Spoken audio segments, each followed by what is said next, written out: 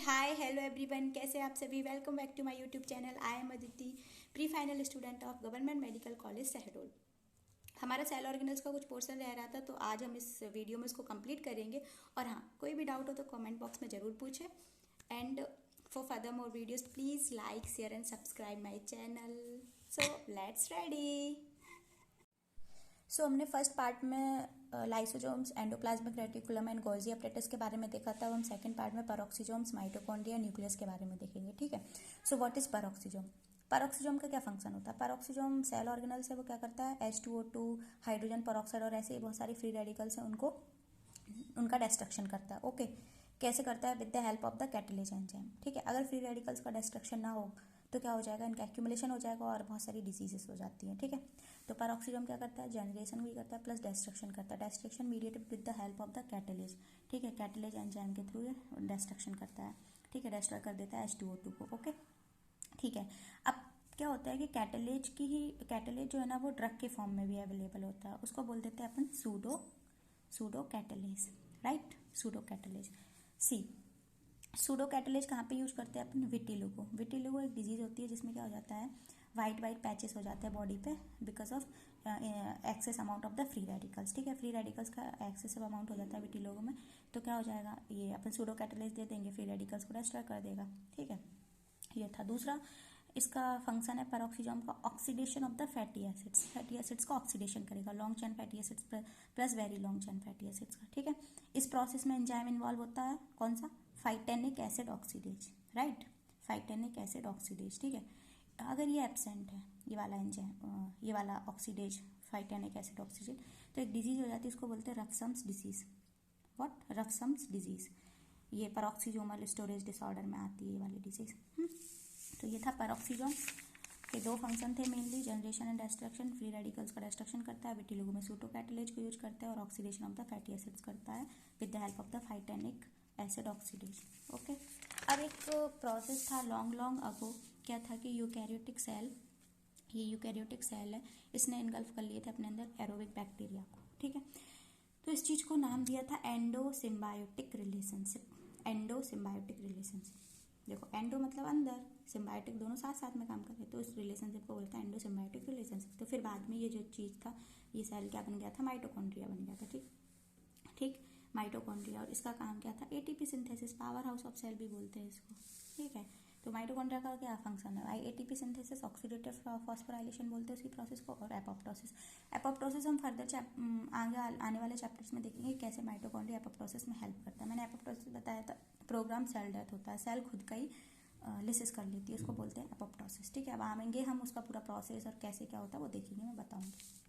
सी, यहाँ ये देखो, ये रफ डायग्राम है माइटोकॉन्ड्रिया का। ये इनर माइटोकॉन्ड्रियल मेम्ब्रेन है, ये आउटर माइटोकॉन्ड्रियल मेम्ब्रेन है। ठीक, इसके बीच का जो स्पेस होता है उसको inner mitochondrial space, inter membrane space बोलते हैं। और ये जो ऐसे ऐसे ऐसे ये जो है ना, इसको क्रिस्टा बोलते हैं, क्रिस्टा। ठीक है, तो जो इनर माइटोकॉन्ड्रियल मेम्ब्रेन में बताया था, प्रोटीन का कंटेंट बहुत ज़्यादा हाई होता है। कितना कितना होता था? 70% ना, 70%। और ये जो क्रिस्टा होता है ना, इनमें ही एंजाइम्स प्रेजेंट होता है जो कि ऑक्सीडेटिव फॉस्फोराइलेशन, एटीपी सिंथेसिस करता है। ठीक है ना, माइटोकॉन्ड्रिया के पास खुद का जीनोम होता है, अपना खुद का double stranded DNA, 16,500 base pairs होते हैं उसमें। तो हाँ, उसका जो इनहेरिटेंस होता है मैटरनल का मेनली माना होता है। ठीक है, अगर इसमें, हाँ, और एक चीज़ है कि इसमें ना म्यूटेशन बहुत हाई होता है, 10 टाइम्स ज़्यादा म्यूटेशन होता है as compared to the normal DNA. ठीक है, और इसमें डीएनए क्यों होता है म्यूटेशन? क्योंकि डीएनए की जो रिपेयरिंग प्रोसेस होती है वो इनफेक्टिव होती है। ठीक है, फिर क्या होता है, देखो, माइटोकॉन्ड्रिया का खुद का ही डीएनए सब कुछ है, बट उसके बाद भी वो उसका जो फंक्शन है वो मतलब खुद से नहीं करता है, उसको न्यूक्लियर जीनोम की ज़रूरत पड़ती है। ठीक है, तो mitochondrial genome plus nuclear genome दोनों मिलाकर प्रोटीन आते हैं और एंजाइम्स रिलीज करेंगे, फिर ऑक्सीडेटिव फॉस्फोराइलेशन होती है। ठीक है, तो अपन जो सोचते हैं ऑक्सीडेटिव फॉस्फोराइलेशन अकेला माइटोकॉन्ड्रियल जीनोम को लेता है, ऐसा नहीं है, वो न्यूक्लियर जीनोम को भी साथ में लेकर करता है। देन आती है माइटोकॉन्ड्रियल डिजीजेस। माइटोकॉन्ड्रियल डिजीजेस में क्या क्या affect the organs with high metabolic rate. ठीक है, माइटोकॉन्ड्रियल डिजीजेस में 2-3 चीज़ें आती हैं। ठीक है, सबसे पहले तो क्या हो जाता है, डिफेक्टिव हो जाती है एनर्जी प्रोडक्शन। ठीक है, और ऐसे ऑर्गन को अफेक्ट करती है जिसका मेटाबॉलिक रेट बहुत हाई है, जैसे स्केलेटल मसल्स उसको अफेक्ट करेगी। उसका मसल कॉन्ट्रैक्शन बदल देगा, लैक्टिक एसिडोसिस करवाएगी, जीआईटी डिस्टर्बेंसेस, सीएनएस में सीजर्स और डेवलपमेंट डिले हो जाएगा, ठीक, अल्टर्ड ग्रोथ होगी, ससेप्टेबिलिटी टू इन्फेक्शंस, ये सारी चीज़ें हो जाएंगी, ठीक, ओके, ठीक। Now we will come to nucleus, okay. Cells that divide, nucleus उसको बोलते हैं वो, क्योंकि न्यूक्लियस क्या करता है, कंट्रोल करता है पूरी सेल को, ठीक है। तो न्यूक्लियस के पास क्या होता है, खुद का क्रोमोजोम्स होता है, डीएनए होते हैं, ये सब तो पता ही है, क्रोमोजोम्स होता है, डीएनए होता है, ठीक है। अब ये जो डीएनए है ना, इसके बाहर एक प्रोटीन की ऐसी लेयर होती है, ठीक है, उसको बोलते हैं, प्रोटीन की लेयर होती है, उसको बोलते हैं हिस्टोन्स। तो डीएनए प्रोटीन की ऐसी, डीएनए प्लस हिस्टोन मिला के क्रोमेटिन बनाते हैं, ठीक है। अब क्रोमेटिन की ही क्या होती है, रिपीटिंग स्ट्रक्चरल यूनिट होती है क्रोमेटिन को, उसको बोलते हैं न्यूक्लियोसोम्स। What, nucleosomes. ना सी, उसके न्यूक्लियोलाई भी होता है इसके अंदर, न्यूक्लियस के अंदर ग्रैन्यूल्स होते हैं उसके अंदर, फिर ग्रैन्यूल्स में आरएनए, राइबोसोम्स, ये सब कुछ प्रोटीन्स वगैरह बनाते हैं, ठीक। फिर आता है parts of DNA. Parts of DNA जो है ना, उसमें क्या होता है, जीन्स होते हैं, ठीक है। जैसे कोई सा भी डीएनए है तो उसमें ऐसे जीन्स होंगे, ठीक है। तो जीन्स ही क्या शो करते हैं, unit of the heredity, right, unit of heredity, okay.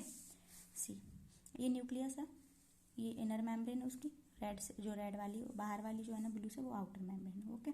तो अब क्या होता है कि सब्सटेंस जो है ना, वो बैक एंड फोर्थ मूव करते हैं इस मेम्ब्रेन के through, back and fourth move करेंगे, ठीक है। तो इसी चीज को substance move back and fourth through membrane using nuclear pore complex, ठीक है। अब ये कैसे कर पा रहे हैं बैक एंड फोर्थ, जो भी सब्सटेंस जा पा रहा है, तो एक मेम्ब्रेन का यूज करते हैं, एक चीज का यूज करते हैं, उसको बोलते हैं न्यूक्लियर पोर कॉम्प्लेक्स, ठीक है। ये क्या एक्सप्रेस करता है, दो इंपॉर्टेंट प्रोटीन्स का एक्सप्रेस करता है, एक एक्सपोर्टेंस, दूसरा इम्पोर्टेंट। एक्सपोर्टेंस मतलब बाहर फेंक रहा है कोई से भी सब्सटेंस को, ठीक। इम्पोर्टेंस मतलब अंदर ले रहा है, ठीक। तो इम्पोर्टेंस जो है ना, वो किसके थ्रू होता है, न्यूक्लियर लोकलाइजेशन सीक्वेंस के थ्रू, एनएलएस के थ्रू, ठीक है। Now we will come to this concept. देखो अब मैं ओवरऑल बताती हूँ अपन ने पढ़ा क्या सब चीज़ें, ठीक। सबसे पहले क्या था, न्यूक्लियस। न्यूक्लियस में क्या हुआ, डीएनए रेप्लिकेशन, ठीक है। न्यूक्लियस में क्या हुआ, डीएनए रेप्लिकेशन हुआ। फिर रेप्लिकेशन के बाद डीएनए किस में कन्वर्ट हो जाएगा, आरएनए में। उस प्रोसेस को बोलते हैं ट्रांसक्रिप्शन। फिर आरएनए एमआरएनए प्रोटीन्स बनाएगा, उसको ट्रांसलेशन बोलेंगे। ट्रांसलेशन कौन करवा रहा था, एंडोप्लाज्मिक रेटिकुलम। कौन, एंडोप्लाज्मिक रेटिकुलम करवा रहा है। देन फिर जो प्रोटीन्स का ट्रांसलेशन एंडोप्लाज्मिक रेटिकुलम से कौन ले लेगा, गोल्जी, गोल्जी अपैरेटस ले लेगा, ठीक। उसका सिस एंड ले लेता था ना, रिसीविंग एंड बोलते थे। फिर पोस्ट ट्रांसलेशनल मॉडिफिकेशन करवाती थी गोल्जी अपैरेटस, और शॉर्टनिंग करवाती थी। दो प्रोसेस बताए थे, ग्लाइकोसाइलेशन और वो मैनोज बाइंडिंग, पीछे जाके देखना। फिर वो वेजिकल्स में कन्वर्ट कर देती है, फिर रिलीज हो जाता था। ट्रांस एंड जो था ना गोल्जी अपैरेटस का, वो ले लेता था आफ्टर पोस्ट ट्रांसलेशनल मॉडिफिकेशन, फिर वो रिलीज कर देता था। That's why we called releasing end of trans end को हम रिलीजिंग एंड भी बोलते थे इस वजह से, ठीक है। तो इस पूरी होल प्रोसेस को अपन क्या बोलते हैं, सेंट्रल डोग्मा ऑफ लाइफ, ठीक है, सेंट्रल डोग्मा ऑफ लाइफ। तो ये था न्यूक्लियस, पेरोक्सीसोम्स और माइटोकॉन्ड्रिया के बारे में। कोई भी डाउट हो तो कमेंट बॉक्स में जरूर पूछे। अब हम आगे की वीडियो में cytoskeleton, filaments and intercellular junctions वगैरह देखेंगे, ठीक है। Okay, bye bye, thank you.